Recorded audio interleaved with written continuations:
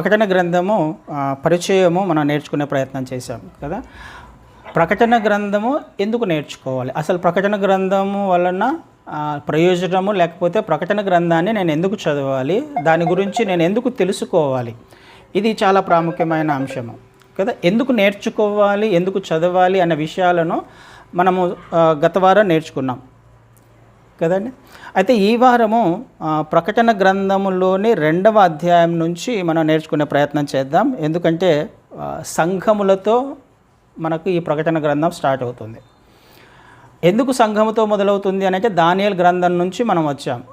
So దాని గురించి నేను మళ్ళీ చెప్పదలుచుకోలేదు, ఎందుకంటే మళ్ళీ కన్ఫ్యూజన్ అవుతారు. డైరెక్ట్గా ప్రకటన గ్రంథం 2వ అధ్యాయంలోకి వెళ్ళే ప్రయత్నం చేద్దాం. 2వ అధ్యాయం మొదటి వచనాల్లో ఒకసారి చదువుకుంటే, ఎఫెసులో ఉన్న సంఘపు దూతకు ఇలాగు వ్రాయము, 7 నక్షత్రములు తన కుడి చేత పట్టుకొని 7 దీపస్తంభముల మధ్య సంచరించువాడు చెప్పు సంగతులేవనగా.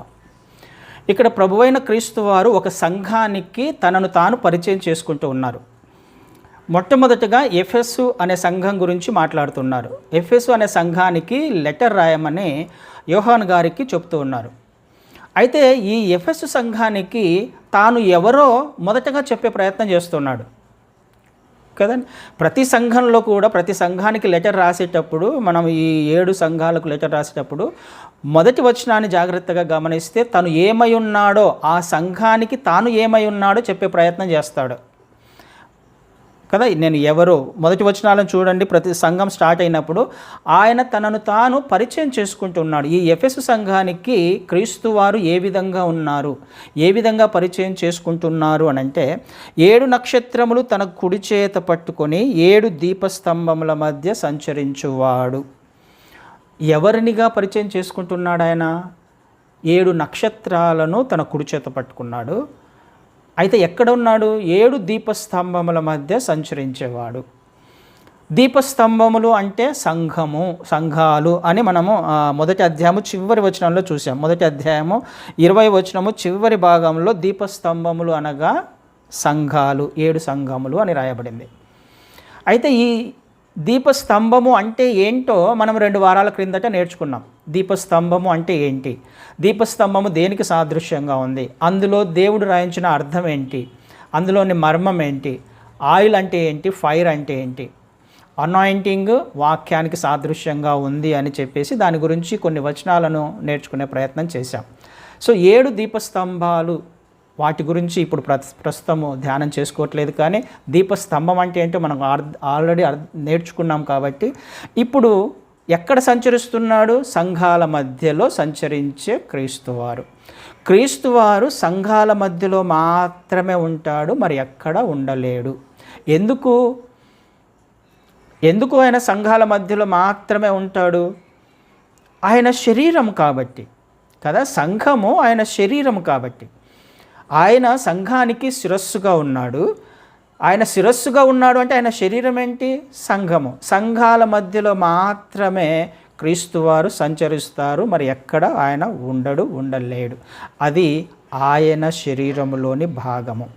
అంత మాత్రమే కాదు, సంఘము వధువు కాబట్టి తన వధువు కొరకు ఆయన ఎదురు చూస్తున్నాడు. తన వధువును, లేకపోతే తను వచ్చినప్పుడు తీసుకుని వెళ్ళేది వధువును మాత్రమే కాబట్టి ఆ వధువును పరిశుద్ధపరచడానికి, ఆయన వధువు ఎలా ఉండాలో తెలియచెప్పడానికి ఆయన సంఘాల మధ్యలో మాత్రమే సంచరిస్తాడు, మరి వేరే చోట ఉండడు.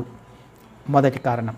తర్వాత ఆయన 7 నక్షత్రములను తన కుడి చేత పట్టుకొని ఉన్నాడు అని రాయబడింది కదా. 7 నక్షత్రాలు, 7 సంఘాలు, 7 నక్షత్రాలు. ఈ 7 నక్షత్రాలు ఎవరు? ఆ విషయం కూడా అక్కడ రాయబడింది. 20వ వచనంలోనే చివరి భాగంలో దీపస్తంభాల మధ్య పైన చూస్తే ఆ 7 నక్షత్రములు 7 సంఘములకు దూతలు.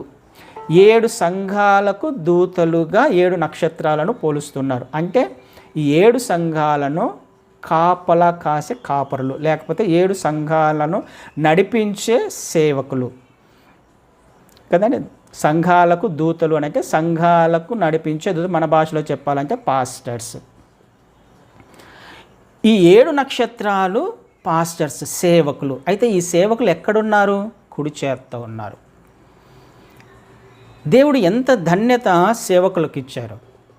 ఆయననేమో సంఘాల మధ్య సంచరిస్తున్నాడు, సంఘాల మధ్యలో ఉన్నాడు. ఆ సంఘాలను కాపలా కాసే సేవకులు మాత్రం ఆయన కుడి చేతిలో ఉన్నారు. అయితే ఈ కుడి చేతిలో ఉన్న ఈ సేవకులను దేనితో పోలుస్తున్నాడు? ఆయన నక్షత్రాలతో పోలుస్తున్నాడు కదా. నక్షత్రము డివైన్ లీడర్షిప్కి సాదృశ్యంగా ఉంది. అంటే దారి చూపేవారు, ఆత్మీయంగా బలపరిచేవారు. మనకు డైరెక్ట్గా నక్షత్రం అనగానే ప్రభువైన క్రీస్తు వారు జన్మదినాన ఒక నక్షత్రం కనిపిస్తుంది. ఆ నక్షత్రం ఏం చేసింది? తూర్పు దేశ జ్ఞానులకు మార్గాన్ని చూపించి డైరెక్ట్గా క్రీస్తు వారి వద్దకు తీసుకొని వచ్చింది కదా. నక్షత్రం ఏం చేస్తుంది అని అంటే మార్గాన్ని చూపిస్తుంది. ఈ మార్గం ఎక్కడికి తీసుకువెళ్తుంది? క్రీస్తు వారి వద్దకు తీసుకువెళ్తుంది. అంటే ఈ నక్షత్రం చేయాల్సిన పని ఏంటి? క్రీస్తు వారిని చూపించాలి. క్రీస్తు వారిని చూపించే మార్గంలో వెలుగును ఇచ్చుకుంటూ, మార్గాన్ని సరళం చేసుకుంటూ, ఆ మార్గంలో నడిపిస్తూ క్రీస్తు వారి వద్దకు తీసుకువెళ్ళాలి. ఇది సేవకుడు చేయాల్సిన పని, నక్షత్రం చేయాల్సిన పని. క్రీస్తు వారిని మాత్రమే చూపించాలి నక్షత్రం, వేరే వాళ్ళను చూపించకూడదు. నక్షత్రముతో పోలుస్తున్నాడు. ఈ నక్షత్రాలు కుడి చేతిలో ఉన్నాయి, ప్రభువైన క్రీస్తు వారి కుడి చేతిలో ఉన్నాయి. సేవకునికి దేవుడు చాలా చాలా చాలా ప్రముఖమైన స్థానాన్ని ఇస్తాడు, ప్రముఖమైన స్థానాన్ని ఇచ్చాడు. బైబిల్లో సేవకుని పట్ల దేవుడు ఉన్నతమైన ఉద్దేశాలు కలిగి ఉన్నాడు. ఆ సేవకుడు ఎలా ఉండాలి అనే విషయం కూడా ఖచ్చితంగా రాయించాడు. నక్షత్రముతో పోలుస్తున్నాడంటే ఈ సేవకుడు చేయాల్సిన పని మార్గమును చూపించి క్రీస్తు వారి వద్దకు మాత్రమే నడిపించాలి. అది సేవకుని యొక్క ప్రథమ లక్ష్యం. అయితే సేవకులలో కూడా అనేక రకాలు ఉన్నారు. క్లుప్తంగా చెప్పాలంటే 2 రకాలుగా మనం చెప్పవచ్చు. దేవుని చేత ఎన్నుకోబడిన వారు సేవకులు, సేవ కొరకు దేవుని చేత ఎన్నుకోబడిన వారు, సేవ కొరకు సేవను ఎన్నుకున్న వాళ్ళు ఉన్నారు కదా. సేవ కొరకు దేవుడు ఎన్నుకున్న వాళ్ళు ఉన్నారు, సేవను ఎన్నుకున్న సేవకులు ఉన్నారు. ఈ రెండింటికి తేడా ఉంది. దేవుడు ఏర్పరచబడిన వారు, దేవుని చేత ఎన్నుకున్న సేవకులు, అలా కాకుండా సేవను తమంతకు తాముగా ఎన్నుకున్న వాళ్ళు ఉన్నారు. చాలా తేడా ఉంది ఈ రెండింటికి. కుడి చేత్తో ఉన్నారు అని అంటే అర్థం ఏంటి? దేవుని చేతిలో ఉన్న ఆ నక్షత్రాలకు సాదృశ్యమైనది దేవుని చేత ఎన్నుకోబడిన వాళ్ళు ఈ దూతలు, ఈ సేవకులు, ఎన్నుకోబడిన వాళ్ళు.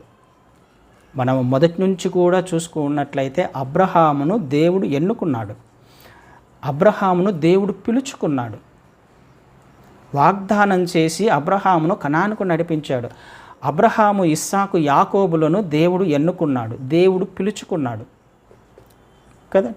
మోషేను దేవుడు ఎన్నుకున్నాడు, యెహోషువను దేవుడు ఎన్నుకున్నాడు, న్యాయాధిపతులను దేవుడు ఎన్నుకున్నాడు, రాజులను దేవుడు ఎన్నుకున్నాడు. దావీదు గారిని, లేకపోతే సొలొమోను గారిని, తర్వాత రాజులు ఎంతమంది ఉన్నారు, రాజులను దేవుడు ఎన్నుకున్నాడు. శిష్యులను దేవుడు ఎన్నుకున్నాడు. క్రీస్తు వారు 12 మంది శిష్యులను ఎన్నుకున్నాడు తన సేవ కొరకు.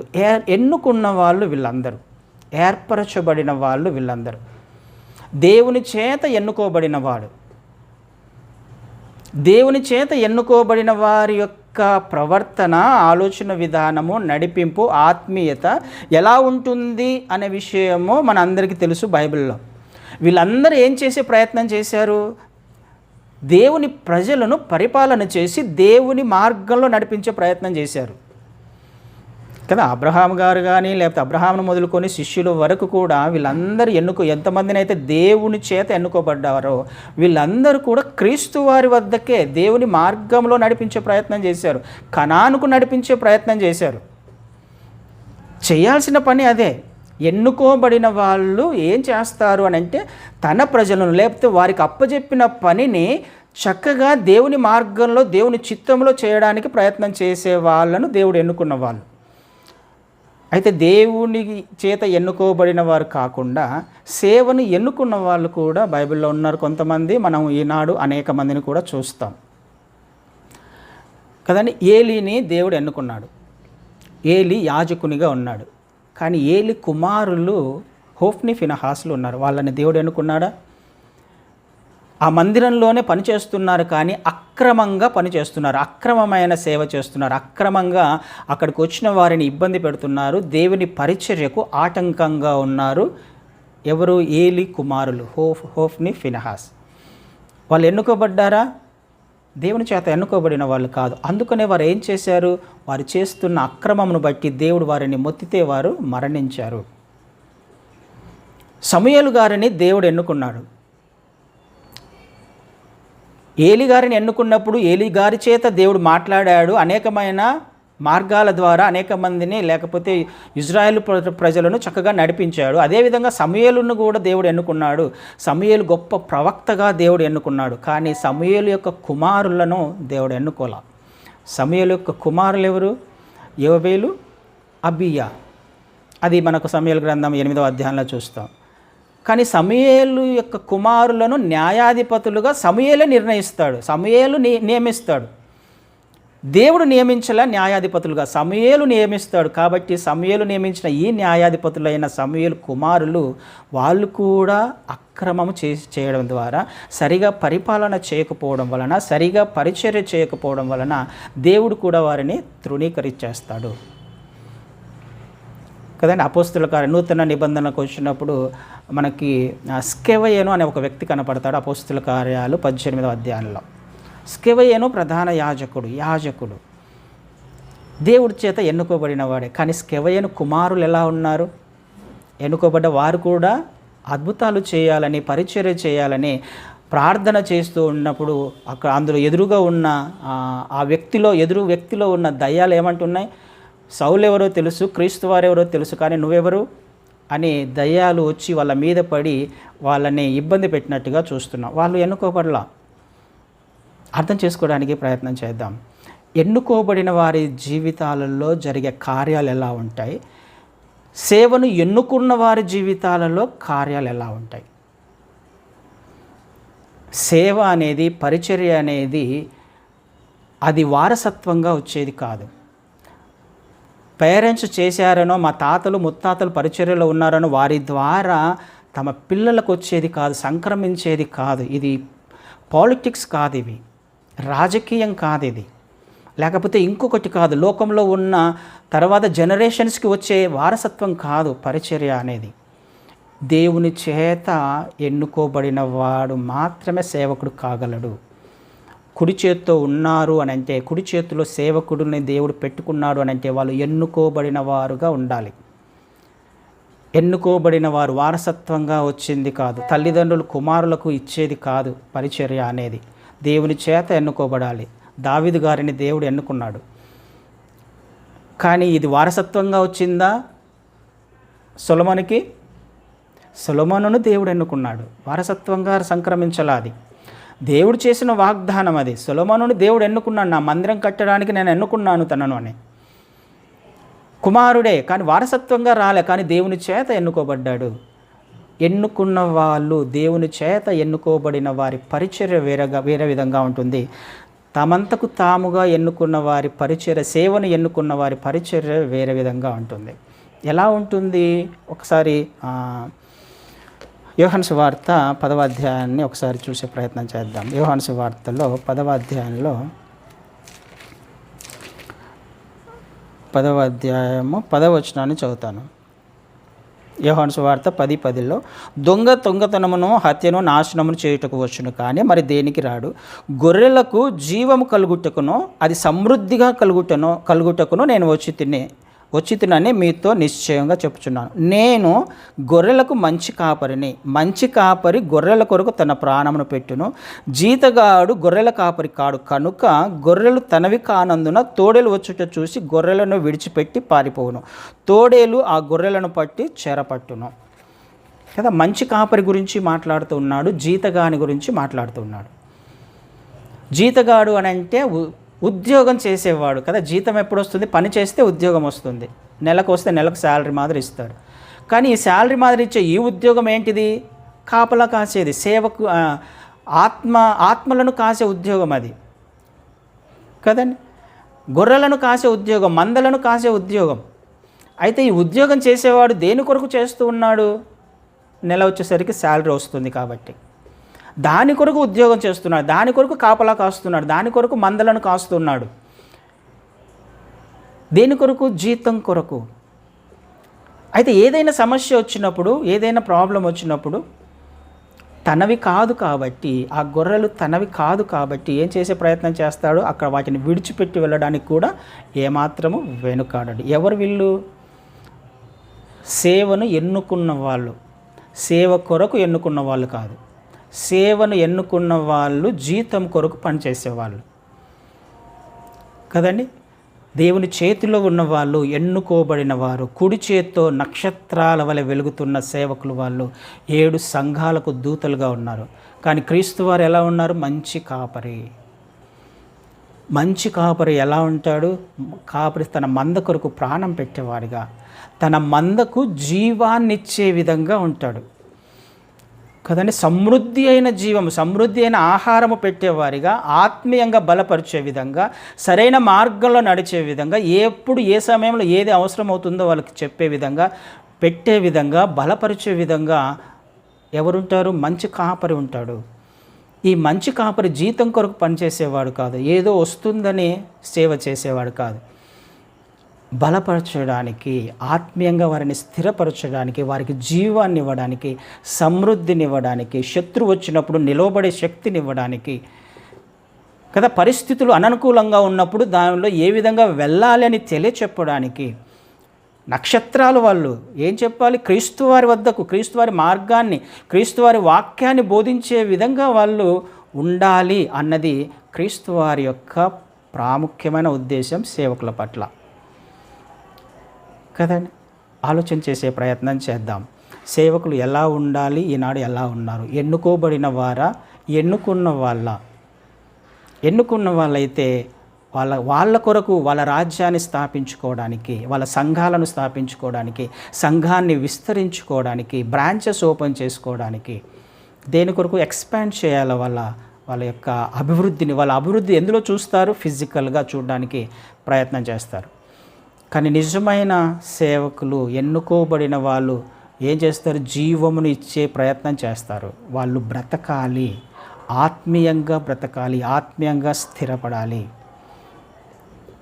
ఇది దేవుని యొక్క ప్రాముఖ్యమైన ఉద్దేశం. ఎందుకు సేవకులకు దేవుడు అంత ఇంపార్టెన్స్ ఇచ్చాడు కదా. ఎక్కడున్నారు వాళ్ళు? కుడి చేతితో ఉన్నారు, కుడి చేతిలో ఉన్నారు కదా. తమ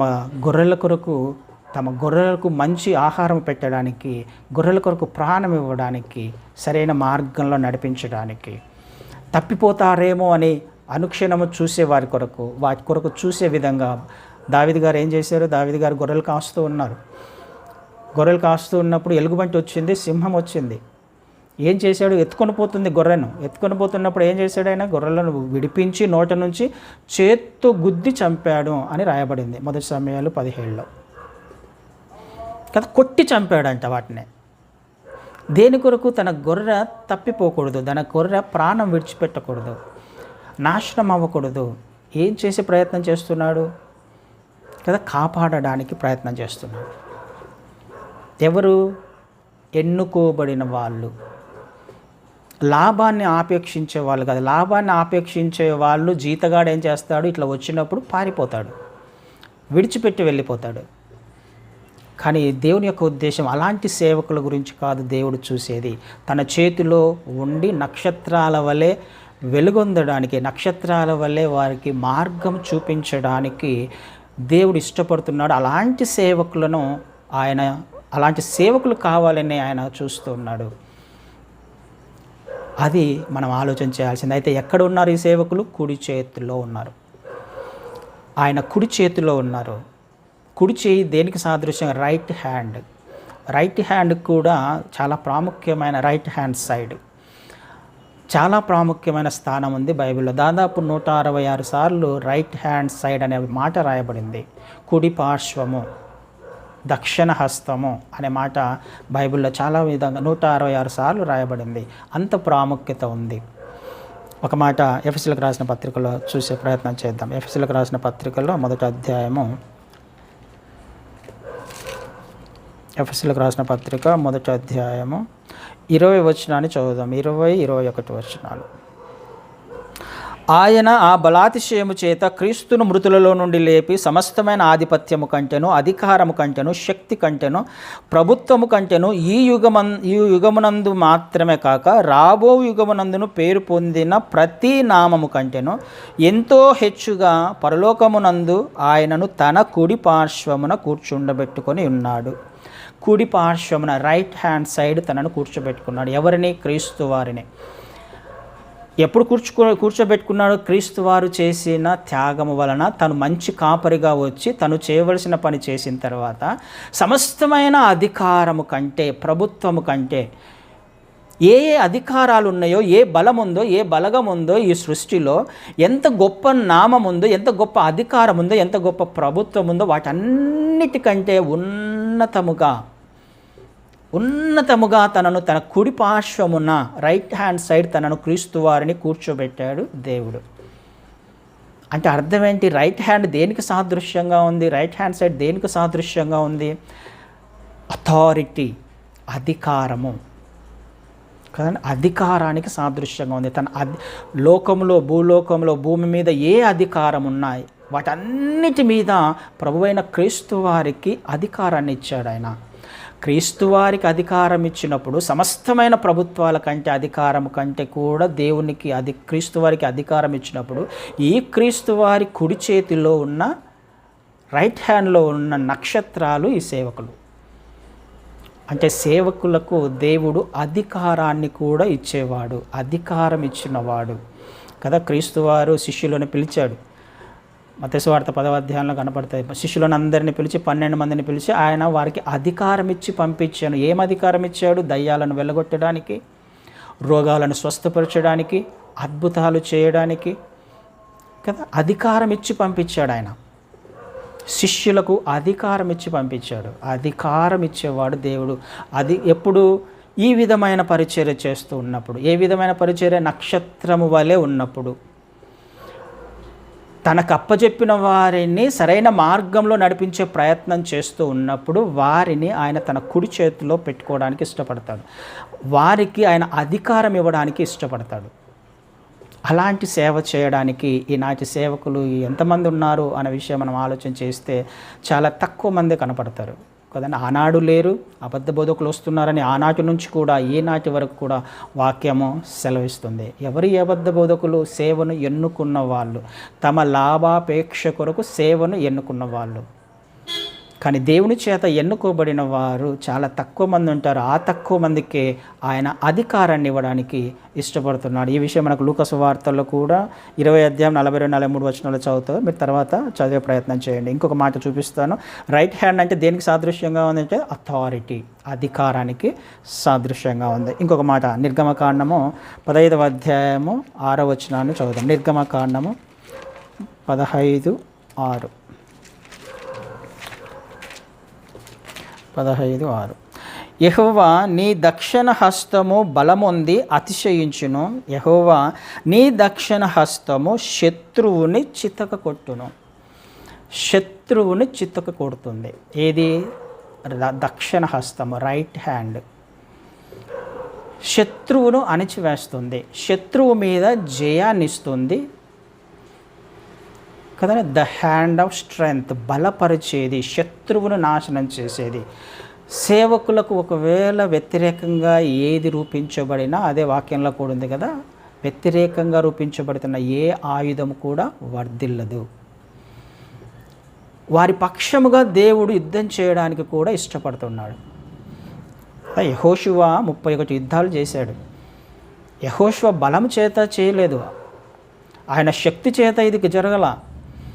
దేవుడు వారి పక్షముగా ఉండి యుద్ధం చేసిన ప్రతి వాటిలో కూడా 31 యుద్ధాలు కూడా ఆయన జయించినట్టుగా చూస్తున్నాం. ఏ యుద్ధం కూడా ఓడిపోలేదు యెహోషువ గారు. ఎన్నుకున్న వారి జీవితంలో గెలుపును మాత్రమే చూసే విధంగా ఆయన సేవకులను ఎన్నుకుంటాడు. వారి పక్షముగా యుద్ధం చేయడానికి కూడా ఆయన ఇష్టపడతాడు. యెషయా గ్రంథంలో కూడా ఆ మాట చూస్తాం. యెషయా గ్రంథము 41లో, యెషయా గ్రంథం 41 9-10 వచనాలలో, భూదిగంతముల నుండి నేను పట్టుకొని దాని కొనల నుండి పిలుచుకొనిన వాడా, నీవు నా దాసుడవనియు నేను నిన్ను ఉపేక్షింపక ఏర్పరచుకొంటిననియు నేను నీతో చెప్పి ఉన్నాను, నీకు తోడై ఉన్నాను, భయపడకము, నేను నీ దేవుడనై ఉన్నాను, దిగులు పడకము, నేను నిన్ను బలపరుతును, నీకు సహాయము చేయువాడను నేనే, నీతి అను నా దక్షిణ హస్తముతో నిన్ను ఆదుకొందును. నీతి అను నా దక్షిణ హస్తముతో నిన్ను ఆదుకుంటాను. ఏం చేస్తుంది ఈ దక్షిణ హస్తము? బలపరుస్తుంది, శత్రువును వెళ్ళగొడుతుంది, ఆదుకుంటుంది. బలహీనతలు ఉంటాయి, బలహీనతలు ఉన్నప్పుడు బలపరిచే దేవుడిగా ఉంటాడు. సేవ చేస్తున్నప్పుడు, పరిచర్య చేస్తున్నప్పుడు అనేకమైన బలహీనతలు వస్తాయి, అనేకమైన శోధనలు వస్తాయి. కానీ అయినప్పటికీ దేవునికి అప్పచెపితే నమ్మకంగా పరిచర్య చేసుకుంటూ వెళ్తున్నప్పుడు వాళ్ళను బలపరచడానికి దేవుడు ఇష్టపడుతున్నాడు కదా. ఆలోచన చేసే ప్రయత్నం చేయాలి. ఇలాంటి సేవకుల గురించి మనము వారి గురించి ప్రార్థన చేయవలసిన అవసరం ఖచ్చితంగా ఉంది. దేవుని చేత ఎన్నుకోబడిన సేవకుల గురించి ఇది మనం ఆలోచన. హ్యాండ్ ఆఫ్ స్ట్రెంగ్త్, బలపరిచే హస్తమైనది. కుడి చేత దక్షిణ హస్తము, బలపరిచే హస్తము, శత్రువును వెళ్ళగొట్టే హస్తము, శత్రువును నాశనం చేసే హస్తము, ధైర్యాన్ని ఇచ్చే హస్తము కదా. బలహీనతలో ఉన్నప్పుడు బలపరిచే హస్తం అదే. తన సేవకులకు ఈ విధంగా ఉండడానికి ఆయన సాదృశ్యంగా వారి చేతిలోనే, దేవుని చేతిలోనే సేవకులను పట్టుకున్నట్టుగా మనం చూస్తున్నాం. సురక్షితంగా వాళ్ళు ఉండగలరు ఆయన చేతిలో కదండి. ఏ అవసరత అయినా వాళ్ళకి కొదువగా ఉంటుందా? ఏ సమస్య అయినా సమస్యలు రావచ్చు, కానీ ఆ సమస్యల గుండా విజయాన్ని ఇవ్వడానికి కూడా ఇష్టపడతాడు ఆయన. ఆ సమస్యల గుండా తీసుకువెళ్ళిన విజయాన్ని ఇవ్వడానికి ఇష్టపడే దేవుడు కదండి. ఆ విధంగా పరిచయం చేసుకుంటున్నాడు ఎఫెసు సంఘానికి. ఈనాడు మనకు కూడా అర్థం అవ్వాలి, సేవకుని గురించి దేవుడు ఎంత ఉన్నతమైన ప్రణాళిక కలిగి ఉన్నాడో, సేవకుని పట్ల ఎంత గొప్ప ఆలోచన కలిగి ఉన్నాడు. ఎందుకు? సంఘాన్ని నడిపించాలి కాబట్టి, సంఘాన్ని బలపరచాలి కాబట్టి, సంఘాన్ని స్థిరపరచాలి కాబట్టి, దేవుని రాకడ కొరకు ఆయత్తపరచాలి కాబట్టి కదా. ఆయన రాబోతున్నాడు. రాబోతున్న ఆ సమయం లోపల ఈ సేవకులు ఏం చేయాలి? సిద్ధపరచాలి, సంఘాలను ఆయత్తపరచాలి. అందుకొరకే వారి పక్షంగా ఉండడానికి కూడా, వారి కొరకు ఏదైనా చేయడానికి కూడా ఆయన ఇష్టపడుతున్నాడు కదా. అనేక చోట్ల మనము ఆయన సేవకులకు చెప్పకుండా ఏది చేయడు అని కూడా మాట మనకు ఖచ్చితంగా ఉంది. ఆమోస్ గ్రంథం 3వ అధ్యాయం 7వ వచనంలో ఆయన తన సేవకులకు చెప్పకుండా ఏది చేయడు అని స్పష్టంగా రాయబడింది. తన ప్రవక్తలకు చెప్పకుండా ఏ పని కూడా చేయడు అని రాయబడింది. అంటే అంతగా సేవకుని హెచ్చించడానికి, అంతగా వారికి విలువ ఇవ్వడానికి దేవుడు ఇష్టపడుతున్నాడు. ఎందుకు? సంఘము నడిపించబడాలి, సంఘము స్థాపించబడాలి, విస్తరించబడాలి, స్థిరపరచబడాలి, దేవుని మార్గాలచే బోధించబడాలి. ఆ మార్గంలో ఉన్న ఆశీర్వాదాలు, దేవుని సన్నిధి వారు అనుభవించాలి. దేనికి భయపడకుండా స్థిరంగా ఉండాలి, ఆయన రాకడకు సిద్ధపడాలి. అందుకొరకు దేవుడు సేవకులను అనేక విధాలుగా ఆశీర్వదిస్తూ, బలపరుస్తూ, స్థిరపరుస్తూ అనేక మార్గాల ద్వారా వాళ్ళని తీసుకువెళ్తున్నప్పటికీ విజయాన్ని ఇవ్వడానికి ఆయన ఇష్టపడతాడు. అలాంటి పరిచర్య చేస్తున్న వాళ్ళను దేవుడు ఎంతో గొప్పగా ఆశీర్వదించడానికి ఇష్టపడుతున్నాడు. ఆమోస్ గ్రంథంలో ఖచ్చితంగా రాయబడింది కదా. ఎందుకు? ఇర్మియా గ్రంథంలో కూడా నేను నిన్ను ప్రతిష్ఠించాను, తల్లి గర్భంలో రూపించబడక మునుపే నిన్ను ప్రవక్తగా ఎన్నుకున్నాను అని ఇర్మియా గ్రంథంలో మనం చూస్తాం. 1వ అధ్యాయంలో ఆయన ప్రతిష్ఠిస్తాడు, ఆయన ఎన్నుకుంటాడు, ఆయన నడిపిస్తాడు. వారికి చెప్పుతూ, అందుకు అబ్రహాం గారితో కూడా అదే మాట అంటాడు కదా. మనకు 18వ అధ్యాయంలో ఆ మాట చూస్తాం. నా స్నేహితుడైన అబ్రహాముకు జరగబోయే సంగతిని చెప్పకుండా ఎలా ఉంటాను అంటాడు ఆయన కదండి. ఎందుకు వచ్చాడు? సొదొమ గొమొర్రాను నాశనం చేయడానికి వచ్చాడు. సొదొమ గొమొర్రాను నాశనం చేసేవాడు చేయొచ్చు కదా. అక్కడ పాపం పెట్టిపోతుంది, పాపం పరిపక్వమైంది, ఆ విషయం దేవుడికి తెలుసు.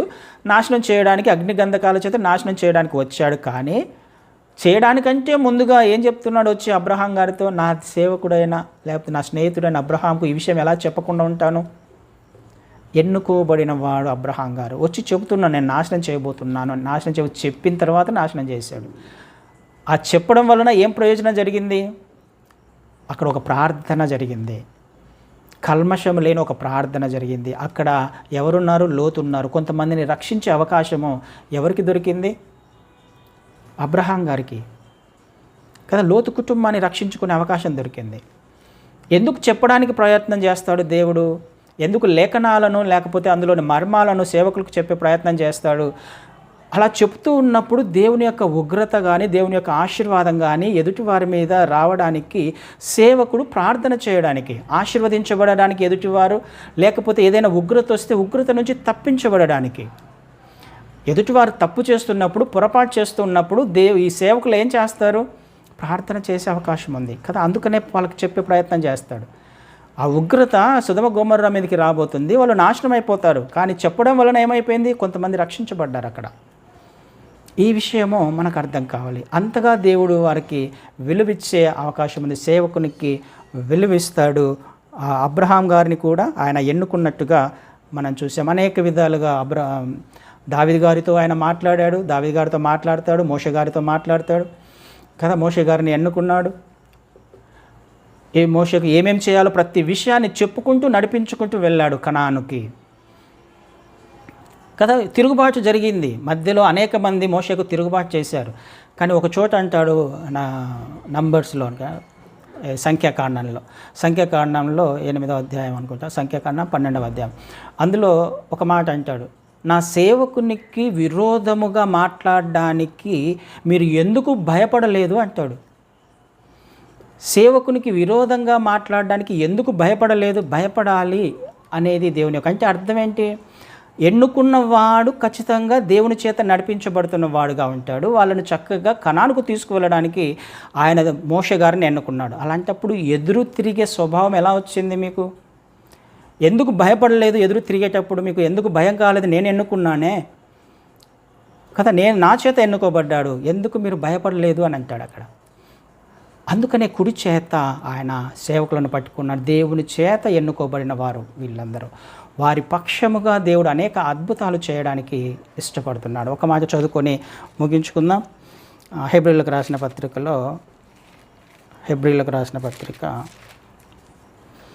13వ అధ్యాయము 17వ వచనము. మీ పైని నాయకులుగా ఉన్నవారు లెక్క ఒప్పజెప్పవలసిన వారి వలె మీ ఆత్మలను కాయుచున్నారు. వారు దుఃఖముతో ఆ పని చేసిన ఎడల మీకు నిష్ప్రయోజనము కనుక దుఃఖముతో కాక ఆనందముతో చేయనట్లు వారి మాట విని వారికి లోబడి ఉండండి. దేవుని యొక్క ఉద్దేశం ఏంటి? ఆత్మలను కాయడానికి దేవుడు నాయకులుగా కొంతమందిని ఎన్నుకున్నాడు కదా. మీ ఆత్మలను కాయుచున్నారు. మీ పైన కొంతమంది నాయకులు ఉన్నారు. వాళ్ళు ఎలా ఉండాలి? ఎన్నుకోబడిన వారు ఎలా ఉంటారు? ఆత్మలను కాచేవారిగా, ఆత్మలను నడిపించేవారిగా, ఆత్మలను బలపరిచేవాడిగా, ఆత్మలను రక్షించేవారిగా, నరకము నుంచి తప్పించబడే విధంగా వారు మీ కొరకు ప్రార్థన చేస్తారు. అయితే వారు ఆనందంతో చేయాలి. ఈ పరిచర్య ఆనందంతో చేయాలి. కానీ వారిని దుఃఖపెట్టకండి. ఎందుకు దుఃఖపెడతారు? అవిధేయత వలన, తిరుగుబాటు వలన కదా. మోషేను దుఃఖపెట్టారు, తిరుగుబాటు స్వభావం. దేవుని దుఃఖపెట్టారు, తిరుగుబాటు స్వభావం. వాళ్ళు ఆనందంతో పరిచర్య చేస్తే ఆనందంతో మీ కొరకు ఆత్మలను కాసేవారిగా వాళ్ళు ఉంటారు. కానీ వారిని దుఃఖపెడితే ఆయన చేసే పని వాళ్ళు చేస్తారు, కానీ మీకు మాత్రం నిష్ప్రయోజనము అంటున్నాడు కదా. మీకు నిష్ప్రయోజనం. దుఃఖపెట్టకండి, లోబడి జీవించడానికి ప్రయత్నం చేయండి. నా చేత ఎన్నుకోబడిన వారి జీవితాలను, వారి పరిచర్యకు లోబడడానికి ప్రయత్నం చేయండి. లేకపోతే అది మీకు నిష్ప్రయోజనం. ఎందుకు? ఎప్పుడు దుఃఖపడతాడు సేవకుడు? తిరుగుబాటు స్వభావం చేసినప్పుడే కదా. మాట విననప్పుడే సేవకుడు దుఃఖపడే అవకాశం ఉంది. కానీ దుఃఖపడుతూ ప్రార్థన చేస్తాడు. కానీ ఎదురు తిరిగే స్వభావం ఉన్నప్పుడు, విత్తబడుతున్న వాక్యం కానీ, నడిపించబడుతున్నప్పుడు కానీ, ఏదైనా సేవకుడు చెబుతున్నప్పుడు కానీ ఆ మాట వాళ్ళు వినగలరా? వారి హృదయంలోకి వెళ్తుందా? అలాంటప్పుడు వారికి ఏదైనా ప్రయోజనం ఉంటుందా? దేవుని వాక్యంలో ఉన్న జీవం వారు పొందుకోగలరా? సత్యమును గ్రహించగలరా? నిజమేదో అబద్ధమేంటో వాళ్ళు తెలుసుకోగలరా? వాళ్లకు నిష్ప్రయోజనం. కానీ సేవకుడు మాత్రం దుఃఖంతో ప్రార్థన చేయగలడు, చేస్తాడు వాళ్ళ కొరకు, ఆత్మలను కాయాలి కాబట్టి. కానీ వారికి మాత్రం నిష్ప్రయోజనము. ఎదురు తిరిగే స్వభావం ఉన్నప్పుడు దేవుని చేత ఎన్నుకోబడిన వారి జీవితంలో దేవుని పరిచర్య జరుగుతూ ఉన్నప్పుడు, వారి జీవితంలో దేవుడు అద్భుతాలు చేస్తున్నప్పుడు, ఆయన చిత్త ప్రకారం పరిచర్య జరుగుతున్న వారి జీవితాలకి ఖచ్చితంగా లోబడి జీవించండి. అప్పుడు మీకు ప్రయోజనంగా ఉంటుంది. దేవుడు చాలా ప్రాముఖ్యమైన స్థానాన్ని సేవకులకు ఇచ్చాడు కదండి. అనేక చోట్ల ఉంది కానీ ఎప్పుడు ఈ విషయం చెప్పడానికి ప్రయత్నం చేయలే. కానీ నేను ప్రకటన గ్రంథాన్ని ధ్యానం చేసుకుంటున్నప్పుడు నాకే కొత్తగా అనిపించింది. దాని గురించి ఒకసారి చూద్దాం, నక్షత్రాల గురించి అని ధ్యానం చేసుకుంటున్నప్పుడు అనేక విషయాలు బయలుపరిచాడు. చాలా అద్భుతమైన విషయాలు. ఎంత గొప్పగా దేవుడు సేవకులను ఆశీర్వదించడానికి ఇష్టపడతాడు, ఎంత గొప్ప స్థానాన్ని ఇచ్చాడు అద్భుతాలు చేయడానికి. సూర్యచంద్ర నక్షత్ర సూర్యుడిని ఆపేసే శక్తి సేవకునికి దేవుడిచ్చినట్టుగా చూస్తున్నాం. వర్షమును ఆపే శక్తి సేవకునికి ఇచ్చాడు కదా. 3.5 సంవత్సరాలు వర్షం పడకుండా ఆపే శక్తిని సేవకునికి ఇచ్చాడు. ఎన్నో అద్భుతాలు చేసే అధికారాన్ని దేవుడు ఇవ్వడానికి ఇష్టపడుతున్నాడు. ఎందుకు కుడి చేత పట్టుకున్నాడు, ఎందుకు సేవకులను చేత పట్టుకున్నాడు? సంఘాల మధ్యలో కదా, సంఘం కదా ఉండాల్సింది అని ఆలోచన చేసినప్పుడు ఎంత గొప్ప అద్భుతమైన సంగతులను బయలుపరిచాడు. చాలా సంతోషం వేసింది, చాలా ఆనందం వేసింది. పరిచర్య చేసేవాళ్ళు, ఆత్మలను కాయడానికి పరిచర్య చేసేవాళ్ళు కదా, జీతగాళ్ళ మాదిరి కాదు. తమ కొరకు ఏదో ఉపాధి కొరకు ఎన్నుకునే వాళ్ళు కాదు, కానీ దేవుని చేత ఎన్నుకోబడిన వారి పరిచర్యలో దేవుని కార్యాలు జరుగుతాయి. ఆత్మీయంగా వాళ్ళు బలపడే అవకాశం ఉంది, స్థిరపడే అవకాశం ఉంది. ఒకవేళ తిరుగుబాటు చేస్తే నిష్ప్రయోజనంగా ఆ వాక్యము నిష్ప్రయోజనం అవుతుంది. వారు సమృద్ధి అయిన జీవాన్ని పొందుకోలేరు.